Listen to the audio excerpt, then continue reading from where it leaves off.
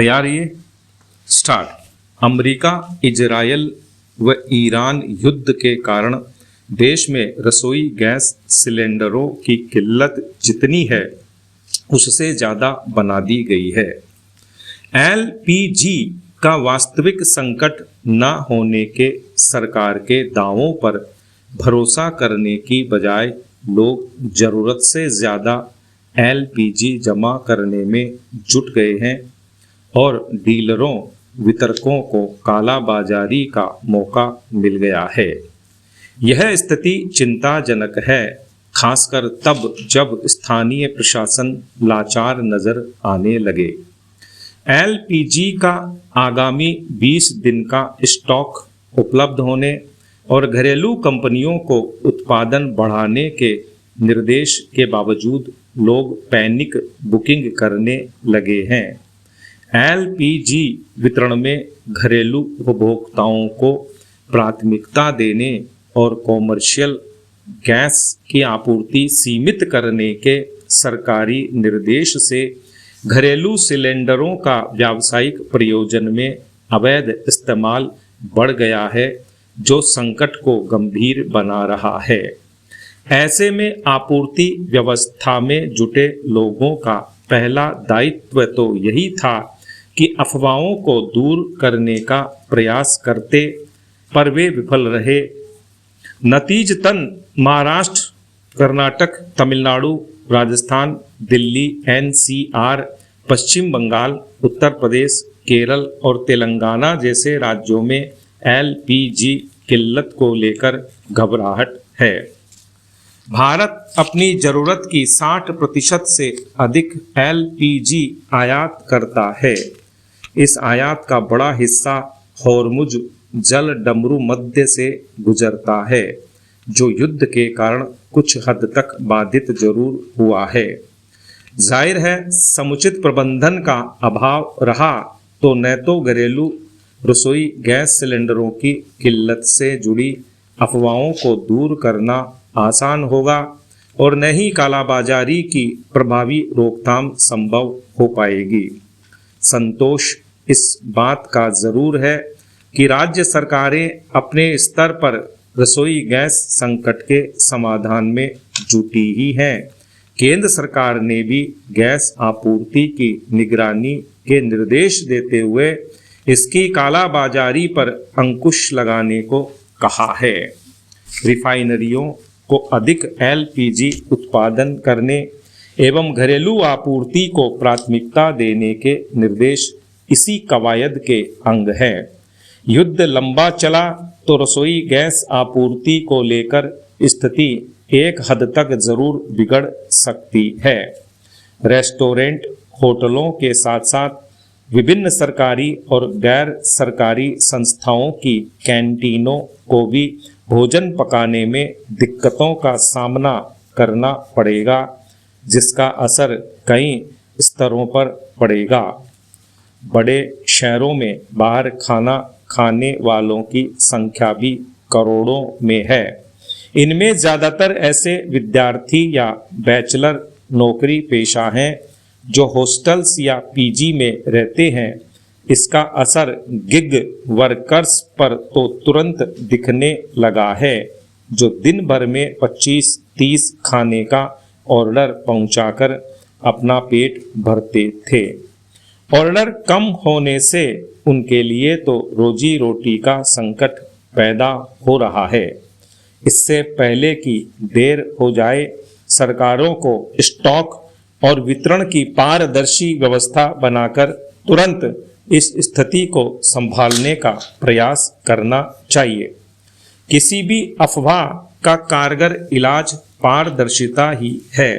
प्रशासनिक तंत्र जितना जल्दी समझेगा और कालाबाजारियों पर कार्रवाई करेगा, उतनी जल्दी इस समस्या का हल निकलेगा।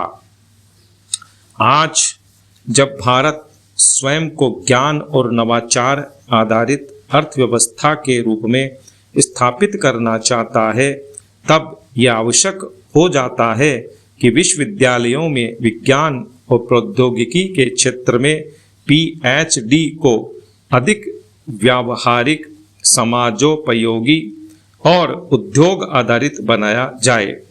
इस संदर्भ में चीन का वह शिक्षा मॉडल अत्यंत प्रासंगिक है जिसमें पीएचडी डिग्री केवल शोध पत्रों पर ही नहीं अपितु विश्वविद्यालय में किसी नए उत्पाद, प्रोटोटाइप या तकनीकी समाधान के आविष्कार पर भी आधारित हो सकती है। यदि भारतीय विश्वविद्यालय इस मॉडल को अपनाते हैं तो शोध की दिशा में गुणात्मक वृद्धि होने की प्रबल संभावना है। वर्तमान व्यवस्था में पीएचडी प्रायः सैद्धांतिक विमर्श और प्रकाशन केंद्रित होती है, जिससे कई बार शोध प्रयोगशालाओं से बाहर निकल समाज या उद्योग तक नहीं पहुंच पाता है, जिसके फलस्वरूप इस प्रकार के शोध विश्वविद्यालय के पुस्तकालय की शोभा बढ़ाने के अतिरिक्त किसी उपयोग के नहीं होते हैं। यह कहना अतिशयोक्ति नहीं होगा कि उत्पाद आधारित पीएचडी प्रणाली शोधार्थियों को वास्तविक समस्याओं की पहचान करने और उनके व्यावहारिक समाधान विकसित करने के लिए प्रेरित करेगी। इससे विश्वविद्यालय मात्र ज्ञान उत्पादन के केंद्र न रहकर नवाचार और तकनीकी विकास के पहिए बन सकते हैं। यह रेखांकित करना यहाँ उचित होगा कि इस परिवर्तन में नियामक संस्थाओं की भूमिका भी निसंदेह अत्यंत निर्णायक सिद्ध होगी। विश्वविद्यालय अनुदान आयोग यदि पीएचडी मूल्यांकन के मानदंडों में पेटेंट, प्रोटोटाइप, तकनीकी हस्तांतरण और स्टार्टअप सृजन को मान्यता देता है तो विश्वविद्यालयों को स्पष्ट दिशा मिलेगी। विश्वविद्यालय अनुदान आयोग पाठ्यक्रम संरचना में लचीलापन लाकर उद्योग सहयोग आधारित शोध, सह मार्गदर्शन और बहुविषयक परियोजनाओं को बढ़ावा दे सकता है। इससे यह सुनिश्चित होगा कि अकादमिक गुणवत्ता बनी रहे और नवाचार को भी समान महत्व मिले।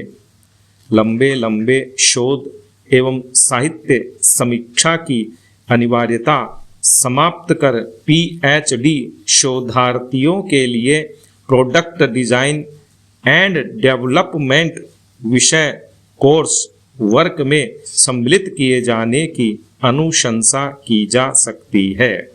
सीधे उत्पाद या तकनीक आधारित शोध को प्रोत्साहन मिलने से शोधार्थी लंबी और उबाऊ शोध प्रकाशन प्रक्रिया से भी बच सकेंगे। इसके अतिरिक्त परीक्षकों के लिए भी शोध परखना सरल होगा और ये पूरा शोध चक्रीय समय को बचा पाएगा। अखिल भारतीय तकनीकी शिक्षा परिषद इंजीनियरिंग और प्रौद्योगिकी संस्थानों में इस संस्कृति को संस्थागत रूप दे सकती है। यह उद्योग अकादमिक साझेदारी के लिए स्पष्ट दिशा निर्देश, वित्तीय प्रोत्साहन और मान्यता तंत्र विकसित कर सकती है, जिससे विश्वविद्यालयों में विकसित उत्पाद स्थानीय और राष्ट्रीय उद्योग की आवश्यकताओं से सक्रिय रूप से जुड़े हों। यदि नियामक एजेंसियां इस पहल को रैंकिंग, मान्यता और वित्तीय सहायता से जोड़ें तो विश्वविद्यालय स्वाभाविक रूप से नवाचार केंद्रित पीएचडी की ओर अग्रसर होने को प्रेरित होंगे। इस मॉडल से उद्योग भी लाभान्वित होंगे। जब विश्वविद्यालयों में शोध सीधे उत्पाद या तकनीक के रूप में सामने आएगा तो छोटे और मध्यम उद्योग जिनके पास बड़े अनुसंधान एवं विकास संसाधन नहीं होते, विश्वविद्यालयों के साथ मिलकर समस्याओं का समाधान पा सकेंगे। इससे तकनीक का स्थानीयकरण होगा, आयात पर निर्भरता घटेगी और क्षेत्रीय स्तर पर रोजगार सृजन को भी बढ़ावा मिलेगा। स्टेम स्नातकों और शोधार्थियों को उत्पाद आधारित पीएचडी केवल पाठ्यक्रम या परीक्षाओं तक सीमित न रख अपितु प्रयोग, नवाचार और जोखिम लेने की मानसिकता विकसित करने के लिए भी प्रेरित करेगी। जब विफलता को सीख की प्रक्रिया के रूप में स्वीकार किया जाएगा, तब सृजनात्मकता स्वाभाविक रूप से बढ़ेगी। यही प्रक्रिया आगे चलकर स्टार्टअप संस्कृति को सुदृढ़ करेगी। यह संकल्प लिया जाना चाहिए कि विज्ञान एवं तकनीकी शिक्षा केवल ज्ञान अर्जन तक सीमित न रहे, अपितु समाज, उद्योग और राष्ट्र के लिए ठोस समाधान गढ़ने का माध्यम भी बने। विराम।